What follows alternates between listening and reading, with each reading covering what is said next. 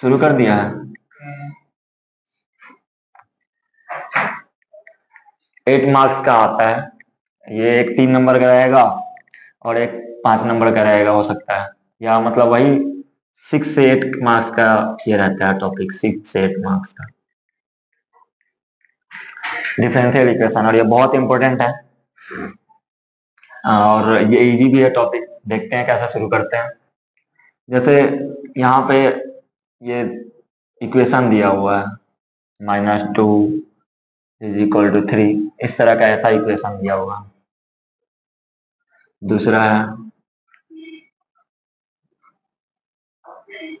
ऐसा दिया हुआ है। तीसरा है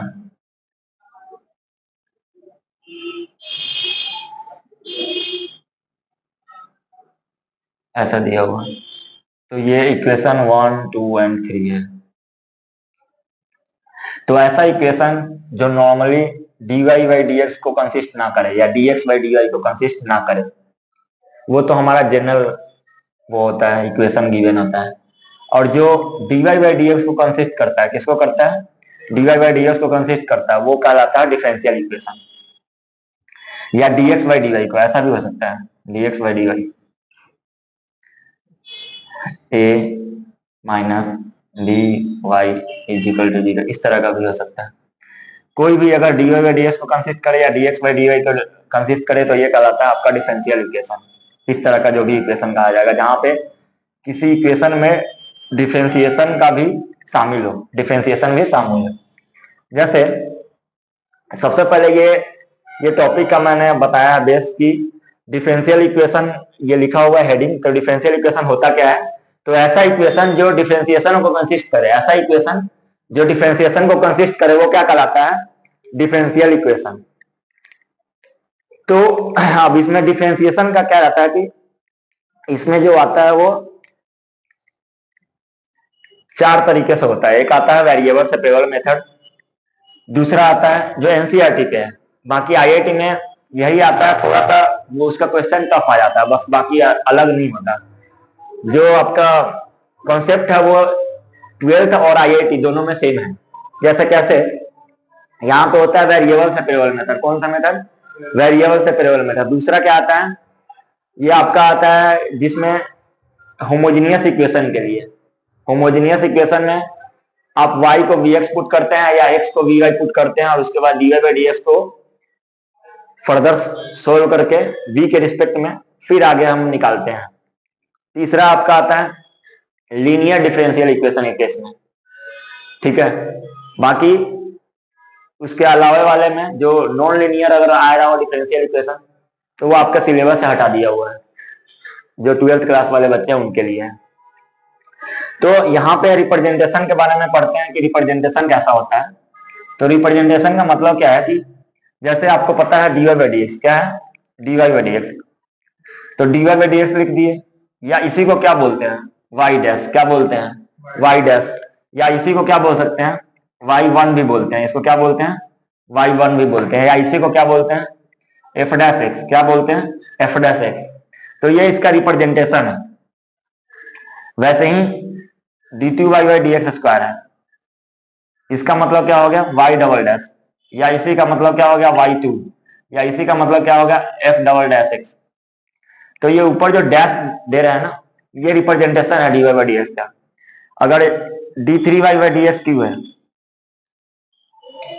ये y ट्रिपल डैश या y3 या f ट्रिपल डैश x, ये बेसिक्स है, ये पहले बताया जाता है कि कैसे हो रहा है।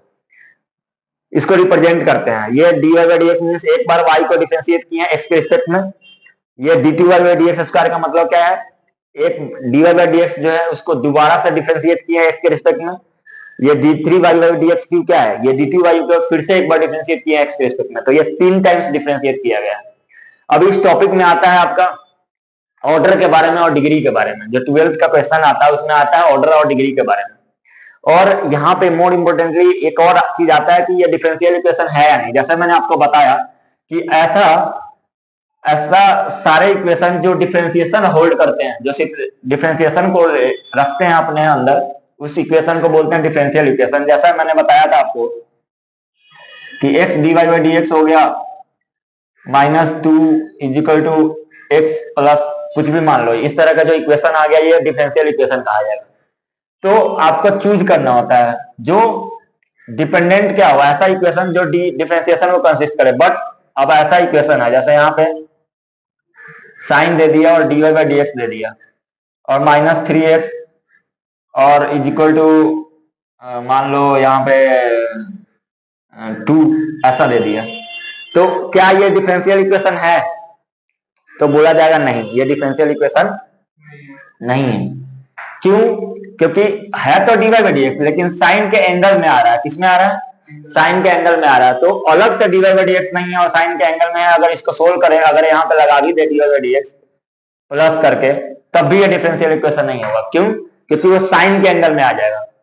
साइन के एंगल में या लॉग के एंगल में या ट्रिगोनोमेट्री के एंगल में आ रहा हो डिफरेंशिएशन लिखा हुआ, तो वो डिफरेंशियल इक्वेशन ही नहीं होता। तो जब डिफरेंशियल इक्वेशन नहीं होगा तो ऑर्डर और डिग्री की बात ही नहीं करेंगे। बाकी अगर ऑर्डर की बात करते हैं, किसकी बात कर रहे हैं? ऑर्डर की बात कर रहे हैं। तो मैंने लिखा है डिफरेंशियल इक्वेशन। डिफरेंशियल इक्वेशन में मैंने बताया कि ऐसा कोई भी इक्वेशन जो डिफरेंशिएशन कंसिस्ट कराता है वो करता है, वो उसको बोलते हैं डिफरेंशियल इक्वेशन। दूसरा मैंने बोला कि कभी कभी ऐसा हो जाता है कि आपके 12th वाले चैप्टर में दिया हुआ है कि कोई ऐसा क्वेश्चन दिया हुआ है जहां पे साइन के एंगल में dy बाई डी एक्स है या कॉस के एंगल में dy बाई डी एक्स है, तो उस तरह को हम डिफरेंशियल इक्वेशन बोलते ही नहीं है। अब अगर मान लो डिफरेंशियल इक्वेशन जैसे बता दिए तो इसके बारे में पूछा जाता है कि ऑर्डर क्या है, इसका डिग्री क्या है। मैंने बताया रिप्रेजेंट कैसे करते हैं। dy बाई डी एक्स को क्या रिप्रेजेंट करते हैं? y डैश से या y1 से या f डैश x से। dt बाई डी एक्स का y डैश से या y2 से या f डैश से। d3 बाई डी एक्स की को y3 से या y3 डैश से या f3 डैश से, f3 डैश x। और ये इसका मतलब क्या है? 3 बार डिफरेंशिएट किया है। इसका मतलब 2 बार डिफरेंशिएट किया है, इसका मतलब y को 1 बार डिफरेंशिएट किया बस। अब ऑर्डर की बात करते हैं। ऑर्डर का मतलब क्या होता है? यहाँ पे dy by d x means 1 bar differentiate किए हैं, तो इसका ऑर्डर कितना होगा? 1। इसको कितनी बार डिफरेंशिएट किए हैं? 2 बार डिफरेंशिएट किए हैं, तो इसका ऑर्डर क्या होगा? 2। इसको 3 बार डिफरेंशिएट किए हैं, तो इसका ऑर्डर कितना होगा? तो इस वाले में ऑर्डर क्या है? 1। इस वाले में ऑर्डर क्या है? 2। इस वाले में ऑर्डर क्या है? 3। अब जब से इक्वेशन में गिवन है, क्या किसमें गिवन है? इक्वेशन में गिवन है। अब देखना इक्वेशन में गिवन है तो क्या फर्क पड़ता है। जैसे यहां पे लेट सपोज यहां पे ऐसा है इक्वेशन, जैसे यहाँ x dt y by d x square plus 3 dy by d x का whole square -3 dy by d x is equal to 2 let suppose, ये इक्वेशन गिवन है। और इसमें आपको बोल रहा है कि इस इक्वेशन में ऑर्डर बताइए और डिग्री बताइए। तो जैसे इस इक्वेशन में जब भी ऐसा इक्वेशन गिवन हो तो हमें क्या देखना है? पहले देखना है कि हाईएस्ट ऑर्डर डेरिवेटिव कौन सा है। हाईएस्ट ऑर्डर डेरिवेटिव, तो यहाँ पे हाईएस्ट ऑर्डर डेरिवेटिव क्या है? यहाँ dy बाई डी एक्स है, यहाँ पे भी dy बाई डी एक्स है, यहाँ पे क्या है? dt y by d x square. तो जो हाईएस्ट ऑर्डर हो गया उस इक्वेशन में, जो हाईएस्ट ऑर्डर है किसी इक्वेशन में क्या है? हाईएस्ट ऑर्डर का, जो हाईएस्ट ऑर्डर का डेरिवेटिव है, highest order derivative, highest order derivative कितना है? 2। कितना है? 2। और इसके ऊपर कितना पावर है? इसके ऊपर होल के ऊपर कितना पावर है? इसके ऊपर 1 पावर है। तो इसकी तो जो हाईएस्ट ऑर्डर डेरिवेटिव होता है उसके ऊपर जितना पावर होता है उसको क्या बोलते हैं? डिग्री। और जो ऑर्डर होता है वो क्या हो जाता है? जो हाईएस्ट ऑर्डर डेरिवेटिव होगा वही उसका क्या होगा? ऑर्डर होगा। तो यहां पे अगर कोई कंफ्यूज हो रहा है, यहां पे जो ऑर्डर होगा ये तो आप समझ गए होंगे। तो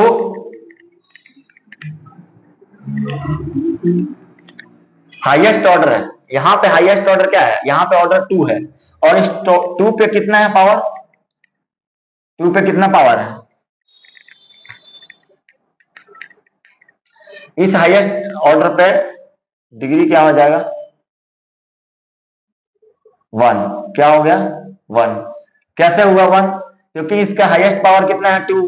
तो इसका ऑर्डर कितना हो गया? 2। क्योंकि हाईएस्ट ऑर्डर डेरिवेटिव का क्या है? 2 है, तो 2 आ गया। और डिग्री कितना आ गया, इसका टोटल पावर कितना है 1। अगर कोई बोल रहा है कि नहीं सर यहाँ पे तो ऑर्डर आ गया 1, डिग्री आ गया 2, तो डिग्री 2, तो ये मैं बोलूंगा रॉन्ग है। क्यों? क्योंकि इस पूरे इक्वेशन में जो हाईएस्ट ऑर्डर डेरिवेटिव था उसका जो पावर होता है, उसका जो होल पावर होता है उसको डिग्री बोलते हैं, और जो हाईएस्ट ऑर्डर डेरिवेटिव होता है उसी को क्या बोलते हैं, ऑर्डर बोलते हैं। लेट सपोज दूसरा क्वेश्चन दे रहा हूं मैं, डिग्री इसका क्या हो गया 1 और ये क्या हो गया 2। अब दूसरा क्वेश्चन देखो, जैसे ऐसा है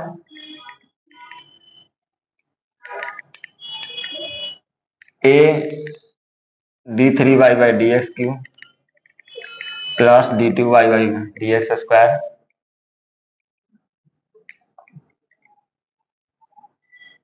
dx स्क्वायर और टोटल पे power 3 plus 2 dy by d x is equal to 3।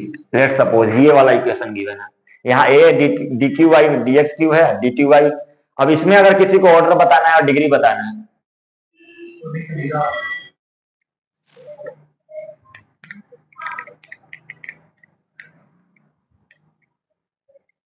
जैसे लेट सपोज यहाँ पे है दिया हुआ x d 3y by d x Q minus x square d y by d x plus d two y by d x square whole cube is equal to 1। ये given है, ये given है,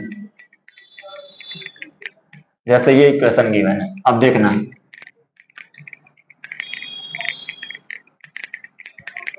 ये गिवन है, ये equation है, यहाँ पे क्या दिया हुआ है x d Q y by d x Q minus x square d y by d x plus d t y by d x square पे whole cube is equal to क्या है 1।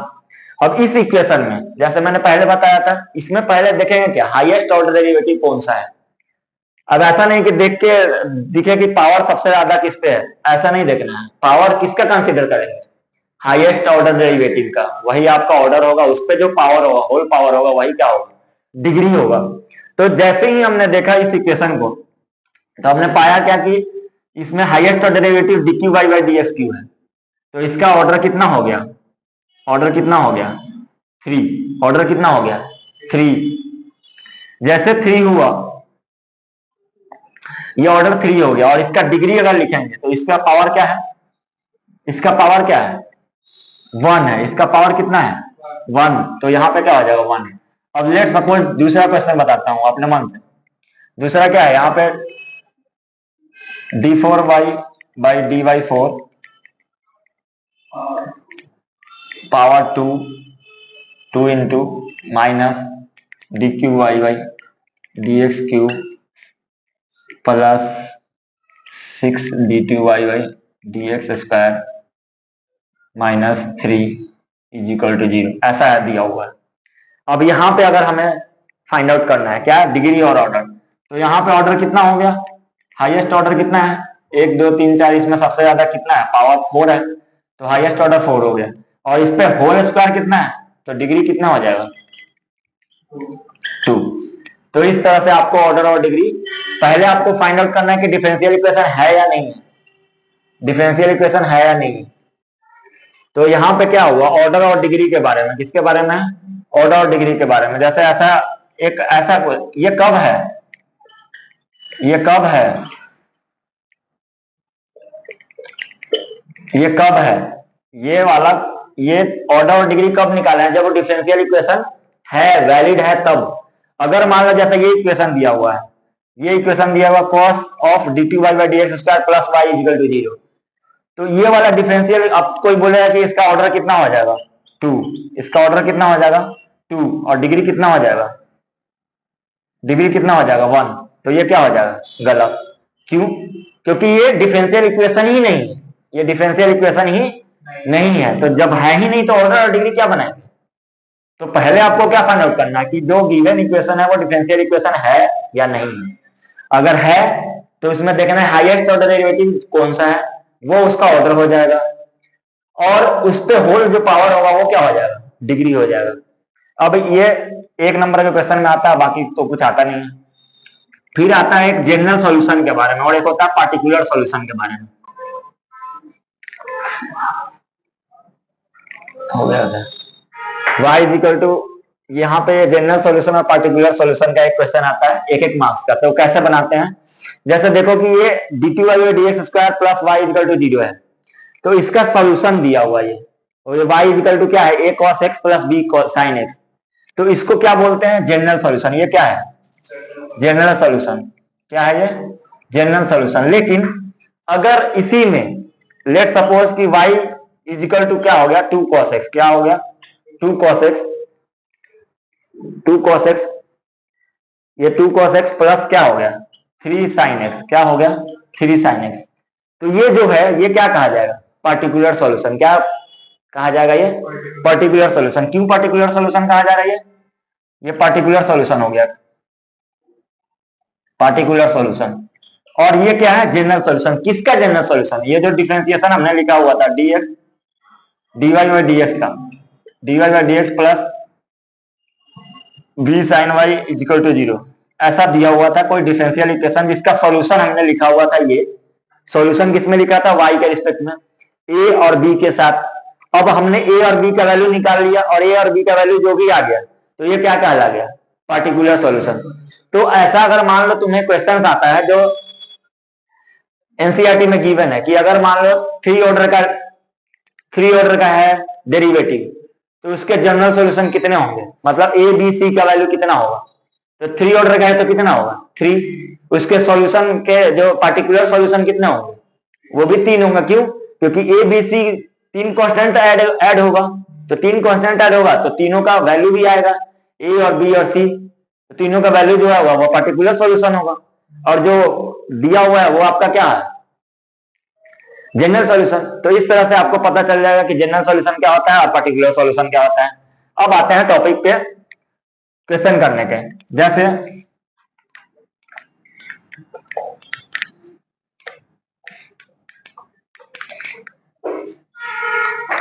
जनरल सॉल्यूशन और particular solution के बारे में।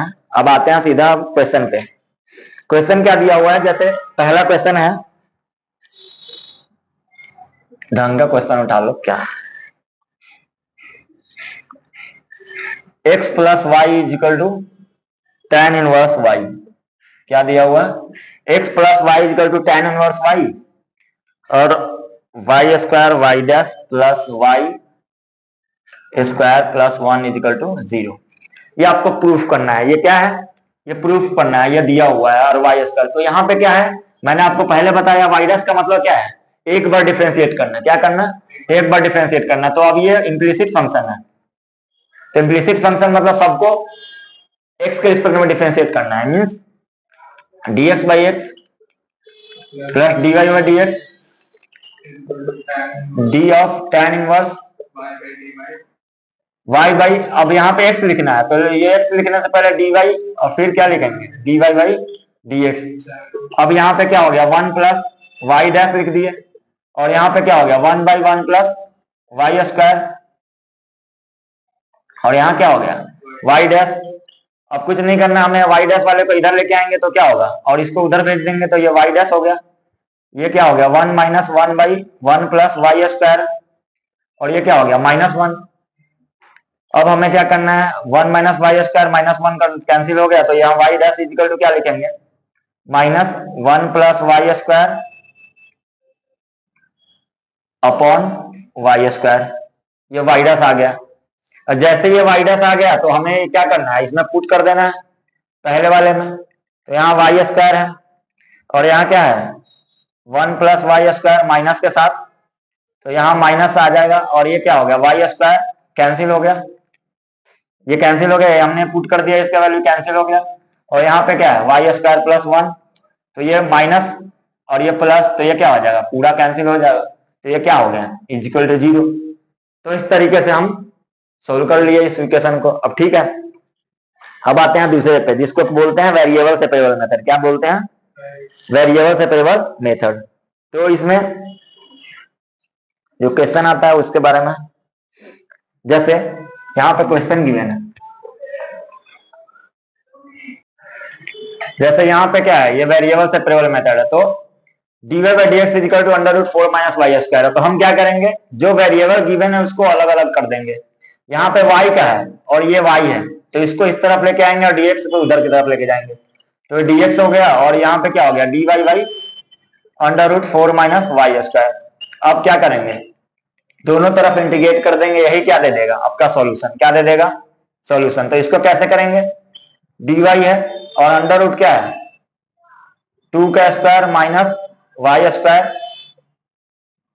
और dx क्या हो जाएगा x, और c हमें जोड़ना है तो कहीं पे भी जोड़ सकते हैं, एक c कहीं पे भी लगा सकते हैं। अब ये क्या हो गया under root a square minus x square का आपने पढ़ा होगा dx में, तो क्या होता है साइन इनवर्स x बाई ए, क्या होता है साइन इनवर्स x बाई ए। तो यहाँ पे क्या हो जाएगा साइन इनवर्स y बाई 2 और इजिकल टू क्या हो गया x प्लस c, यही आपका क्या हो जाएगा आंसर।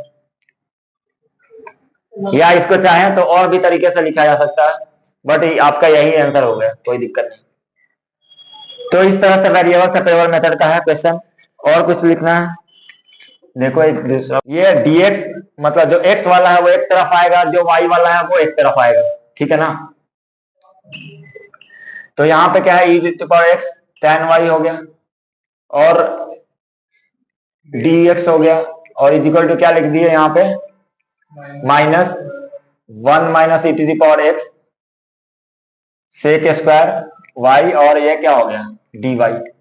अब हमें क्या करना है, ये dx है तो dx वाले में x चाहिए इधर लेके आना है, तो हमने क्या कर दिया ex इजिकल टू क्या हो गया 1 माइनस e⁻x और ये माइनस है तो रहेगा ही रहेगा, और यहाँ पे dx है तो dx रहेगा और tan y को किधर भेज दिए, इसको इधर लेके आए और इसको किधर लेके आए इधर लेके आए, तो यहाँ पे क्या हो गया sec square y upon tan y और ये क्या हो गया dy। अब हमें क्या करना है दोनों तरफ इंटीग्रेट कर देना, बस यही इंटीग्रेट करेंगे तो इसी से क्या आ जाएगा हमारा जनरल सॉल्यूशन आ जाएगा।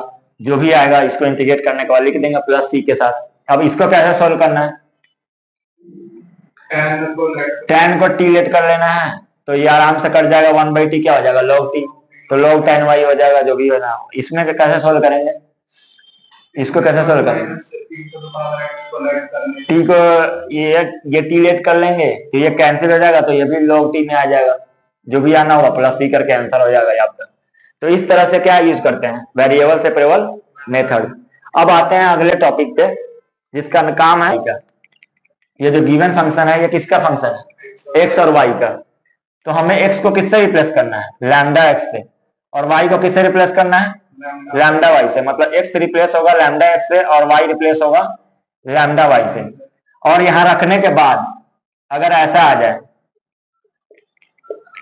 लैम्डा पे पावर n या लैम्डा के पावर 2 या लैम्डा के power 0 f of x y, तो ये क्या कहा जाएगा, ये कहा जाएगा आपका होमोजेनियस इक्वेशन। क्या कहा जाएगा होमोजेनियस इक्वेशन।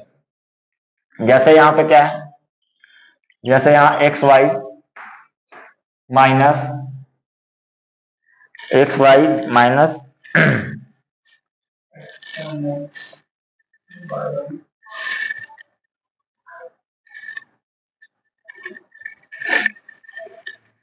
जैसे यहाँ पे देख लो x y minus x square is equal to मान लो ये वाई स्क्वायर, ऐसा गिवन है। तो यहाँ पे जब x को किससे रिप्लेस करेंगे लैम्डा x से, तो यहाँ लैम्डा x और y को लैम्डा y से माइनस लैम्डा x का whole square is equal to क्या हो गया लैम्डा y का होल स्क्वायर, लैम्डा y का होल स्क्वायर। तो यहाँ पे क्या हो गया lambda square x y minus lambda square x square और लैम्डा स्क्वायर वाई स्क्वायर।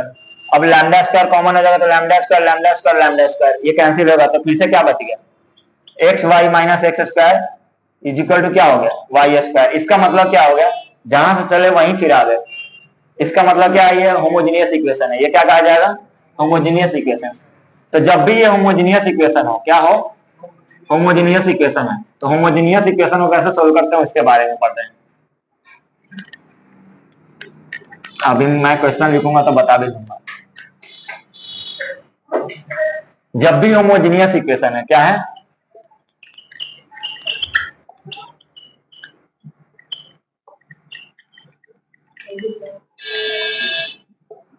तो होमोजेनियस कंडीशन क्या है, एफ ऑफ एक्स वाई को फिर से एक्स को लैम्डा एक्स से,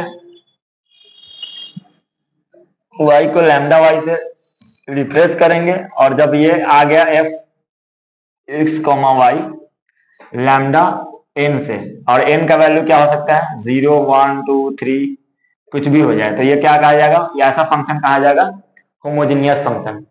उसके बाद इसको सोल्व कैसे करेंगे, अगर पता चल गया कि होमोजेनियस इक्वेशन है तब कैसे सोल्व करेंगे। तो जहां y फंक्शन है उसको किससे रिप्लेस करेंगे, vx से। जहां y फंक्शन है उसको किससे रिप्लेस करेंगे, क्योंकि हम सोल्व किसको कर रहे हैं, डिफरेंशियल इक्वेशन को। सॉल्यूशन किसका लिख रहे हैं, डिफरेंशियल इक्वेशन का, तो y को किससे रिप्लेस करेंगे, vx से। और dy बाई dx को किससे, dy बाई dx को, तो इसको क्या करना है, कैसे रिप्लेस करेंगे, तो ये प्रोडक्ट रूल है। क्या है ये, प्रोडक्ट रूल है। तो हम dy बाई dx को मतलब इसको भी x के रिस्पेक्ट में करेंगे, तो ये प्रोडक्ट फंक्शन है, ये u डॉट v है, तो पहले एक को करेंगे, तो v तो किए और एक को छोड़ दिए, तो ये मल्टीप्लिकेशन है, प्लस दूसरे को करेंगे dx बाई dx और v को छोड़ देंगे, तो ये क्या हो गया 1। तो इसको किससे रिप्लेस करेंगे, dy बाई dx को, x dy by dx plus v always. पहला स्टेप क्या है, पहले होमोजेनिटी के बारे में पता करेंगे, होमोजेनियस है या नहीं है, तो उसको क्या करना है, x को किससे रिप्लेस करना है, लैम्डा x को y को किससे रिप्लेस करना है, लैम्डा y से, और ये देखना है कि ये फंक्शन के बाहर में आ जाए मल्टीप्लिकेशन, या लैम्डा का वैल्यू क्या हो जाए, 0 भी हो सकता है, मतलब 1 भी हो सकता है, 2 भी हो सकता है, कुछ भी होगा, तो ये होमोजेनियस फंक्शन है। अगर होमोजेनियस पता चल गया तब क्या करना है आपको, y को किससे रिप्लेस करना है, vx से रिप्लेस करना है, और dy बाई dx को कैसे रिप्लेस करना है, x dy by dx plus v से। और फिर कौन सा मेथड अप्लाई करना है, वेरिएबल सेपरेबल मेथड, जो कि पहले आपको डिस्कस किया गया। उसके बाद कौन सा मेथड अप्लाई करना है, वेरिएबल सेपरेबल मेथड, तो ये हमेशा ध्यान रखना है। उसके बाद कौन सा मेथड अप्लाई करना है, तो तीन चीजें हुई, पहले हम होमोजेनिटी के बारे में पता किए, सेकेंडली जब पता चल गया तो y को किससे रिप्लेस किए, vx से रिप्लेस किए, थर्डली dy बाई dx को किससे रिप्लेस किए, x dy by dx plus v से रिप्लेस किए, और फोर्थ एंड लास्ट वन क्या करना है, हमें यूज करना है variable separable method to find the solution of differential equation, to find the solution of differential equation. Let's dy minus x plus y dx is equal to 0। तो अभी आपको कैसे मैंने चेक करने के लिए बताया, x जहां जहां है वहां पे क्या करेंगे, lambda x minus lambda y dy minus lambda x lambda y dx is equal to क्या हो गया 0। अब लैम्डा कॉमन हो गया यहाँ पे भी, x minus y dy minus lambda इधर भी कॉमन हो गया, x plus y dx is equal to क्या हो गया 0। लैम्डा पूरा कॉमन हो गया, तो लैम्डा को उधर भेज देंगे तो क्या हो गया, फिर से जहां चले थे वहीं आ गए। तो इसका मतलब क्या हो गया, ये होमोजेनियस इक्वेशन है। अब जैसे होमोजेनियस इक्वेशन है तो मैंने क्या बताया था, पहले आपको क्या करना है, x माइनस वाई है, ये dx है, इज इक्वल टू क्या लिख दिए, x प्लस वाई dy है, सॉरी ये dy है, तो dy है, और ये क्या हो गया dx हो गया। अब जैसे ये हो गया तो हमें क्या करना है, dy बाई dx लिख दिए, और ये क्या हो गया x plus y upon x minus y. अब dy बाई dx को किससे रिप्लेस करेंगे, इस वाले इक्वेशन से, और जहां y है वहां पे क्या रख देंगे dx। तो अब देखना इधर, अब हमने क्या कर दिया, dy बाई dx को किससे रिप्लेस करेंगे, dy बाई dx को x dy by dx plus v is equal to, x के जगह पे x रख देंगे, y के जगह पे क्या रख देंगे vx, x माइनस vx। अब यहाँ x कॉमन हो गया, क्या हो गया, x कॉमन हो गया, 1 plus v upon 1 minus v, x से x कैंसिल हो गया, तो यहाँ पे क्या आया, x dy by dx plus v 1 plus v upon 1 minus v। अब इसको फर्दर सोल्व करते हैं,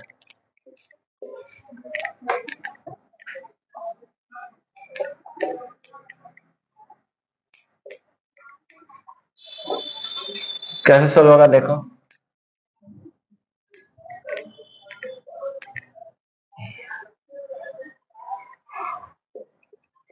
x d u by d x, अब ये 1 प्लस वी, 1 माइनस वी और माइनस वी, ठीक है।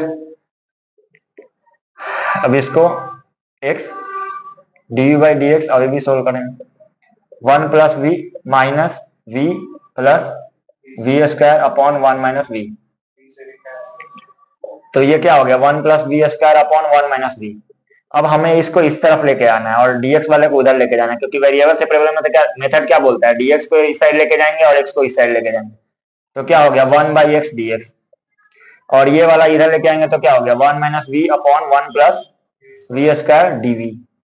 बस अब ये क्या करना है, इंटीग्रेट कर देना है, तो इसी से क्या बन जाएगा हमारा सॉल्यूशन आ जाएगा। ये क्या आ जाएगा, डिफरेंशियल इक्वेशन का जनरल सॉल्यूशन। ये किसके लिए था, ये होमोजेनियस इक्वेशन के लिए था। कौन से के लिए था, होमोजेनियस इक्वेशन के लिए था। तो इस तरह से सोल्व करेंगे। इसको तो सोल्व करने आता होगा।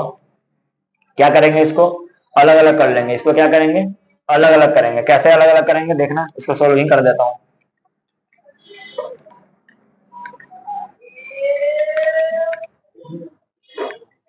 जैसे यहाँ पे 1 by 1 plus v square dv है, तो ये इसका क्या हो जाएगा tan इनवर्स बी। इसका क्या हो जाएगा tan इनवर्स बी। इस वाले का जो दूसरा वाला है उसको क्या लिखेंगे, minus v upon 1 plus v square dv. तो इसको क्या पुट करेंगे, 1 प्लस वी स्क्वायर को टी पुट कर लेंगे, तो ये कैंसिल हो जाएगा। तो ये 1 प्लस वी स्क्वायर को टी पुट किया तो क्या होगा log 2 और 1 बाई 2, 2 भी आएगा ना, तो ये 1 बाई 2 होगा, तो माइनस 1 बाई 2 log क्या हो जाएगा 1 प्लस वी स्क्वायर, और ये क्या हो जाएगा log x और प्लस c। अब यहाँ पे tan इनवर्स v है। अब v की जगह पे हमने किसको पुट किया था, y इक्वल टू क्या पुट किया था vx, y इक्वल टू क्या पुट किया था vx, तो v इक्वल टू क्या हो जाएगा y बाई एक्स।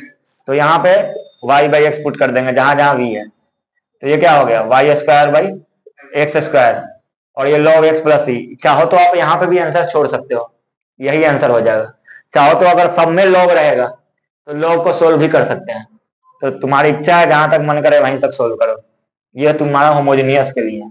ये कब है, जब dy बाई dx को किससे रिप्लेस किए हैं, v plus x D by d x से, और y को किससे रिप्लेस किए हैं vx से। अब दूसरा क्वेश्चन आता है इसी में, देखना। जैसे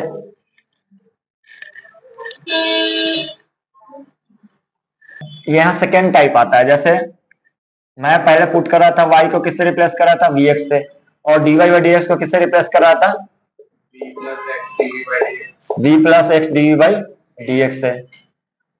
कई बार ऐसा होता है कि वहां पे x को किससे रिप्लेस करना पड़ता है vy से, और dx बाई dy जब कहीं पे ऐसा आ जाए dx बाई dy, तो फिर से इसको क्या सोल्व करना पड़ेगा y के रिस्पेक्ट में, तो क्या हो गया v plus dv by dy, और y को छोड़ देंगे। ये प्रोडक्ट रूल है। क्या है ये प्रोडक्ट रूल है।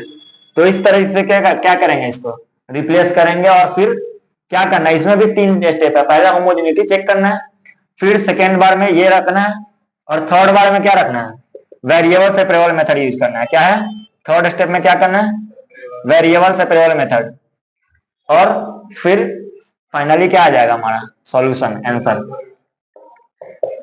आंसर हो जाएगा। ठीक है, अब आता है इक्वेशन को कैसे सोल्व करते हैं। इसके भी स्टेप हैं, स्टेप 1, 2 एंड 3। कैसे, ये जो पहला कंडीशन क्या है कि जो P है और Q है, या तो कैसा होना चाहिए, या तो कांस्टेंट होना चाहिए। कैसा होना चाहिए, या तो कांस्टेंट होना चाहिए, या तो कैसा होना चाहिए x का वैल्यू कंसिस्ट करना चाहिए। क्या होना चाहिए x वैल्यू कंसिस्ट करना चाहिए।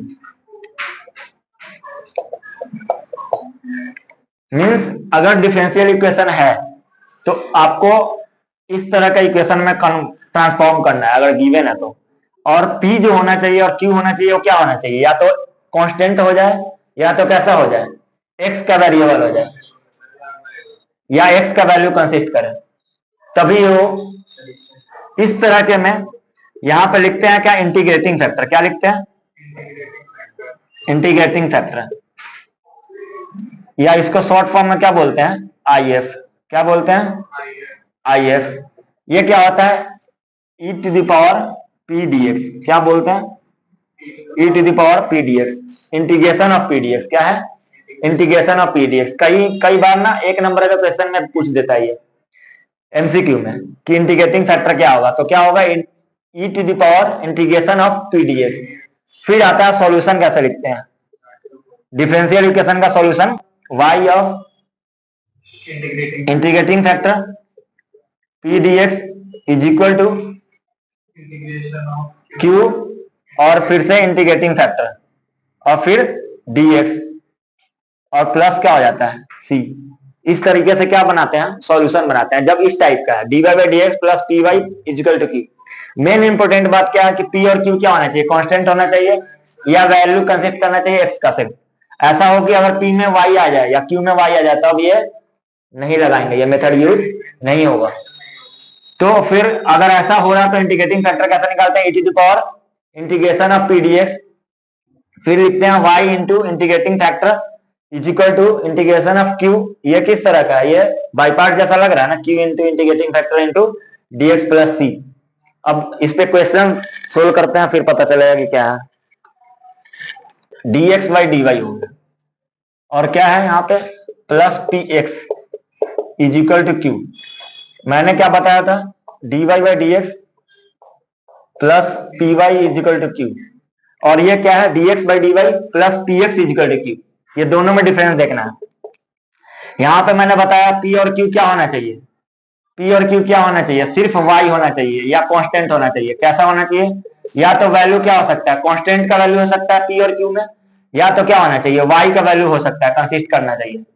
दूसरे में जब इसकी बात कर रहे हैं तो इस वाले में क्या होना चाहिए, p और q क्या होना चाहिए, या तो कांस्टेंट हो जाए, या तो क्या होना चाहिए, x का वैल्यू कंसिस्ट करना चाहिए, x का वैल्यू कंसिस्ट करे। तो इसको सोल्व करेंगे। दूसरा क्या होगा, इसमें इंटीग्रेटिंग फैक्टर दोनों में होते हैं। इसमें क्या होगा, integrating factor e to the power integration of p d y. इसमें इंटीग्रेटिंग फैक्टर क्या होगा,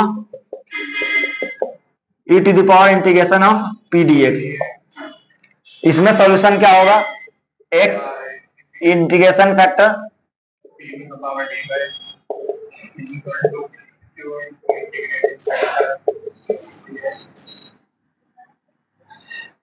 dy प्लस c। इस वाले में क्या होगा, y इंटीग्रेटिंग फैक्टर q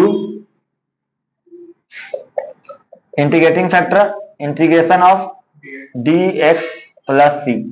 इस तरह से दोनों का सॉल्यूशन लिखेंगे। आई होप आपके समझ में आ गया होगा। बाकी मैं अभी सॉल्यूशन बता रहा हूँ, सॉरी क्वेश्चन डिस्कस करेंगे तो पता चल जाएगा। लिख लेना पॉज करके, टाइम नहीं ज्यादा।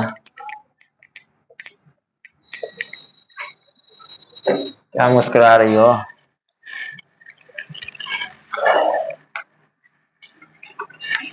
जैसे यहाँ पे है x dy by d x plus 2y is equal to x square. अब देखो ये क्वेश्चन कैसा है, ये यही वाला है ना dy बाई डी एक्स, ये जो था ना dy by d x plus p y is equal to q. लेकिन यहाँ पे क्या है, x गिवन है, क्या है, x गिवन है, तो हमें इसके फॉर्मेट में लेके आना है। तो x से क्या कर दिए, डिवाइड कर दिए, तो x से डिवाइड कर दिए तो क्या हो गया, dy बाई डी एक्स आ गया, ये प्लस 2x आ गया, प्लस y और एक्स स्क्वायर बाई एक्स। तो ये क्या हो गया, कैंसिल। तो यहाँ पे p का वैल्यू क्या हो गया, 2x, और q क्या हो गया, x। तो यही सॉल्व हो गया। यहाँ पे p और q पता चल गया। तो अब इंटीग्रेटिंग फैक्टर कैसे लिखेंगे, e to the power p, तो 2x, और ये क्या हो गया dx। अब हमें पता है ये। अब इस वाले में देखना, e टू द पावर क्या हो जाएगा, 2 log x। 2 कांस्टेंट है तो बाहर आ जाएगा, 1 बाई एक्स dx का क्या होता है, log x। तो अब ये log की प्रॉपर्टी यूज करने वाला हूं मैं। log की प्रॉपर्टी क्यों यूज करने वाला हूं देखना। जैसे इसको शॉर्ट फॉर्म में लिख सकते हैं, क्या लिख सकते हैं, log x स्क्वायर। क्या लिख सकते हैं, log x स्क्वायर। तो एक प्रॉपर्टी होती है log की, क्या होती है प्रॉपर्टी, इसको मैं मिटा दे रहा हूं।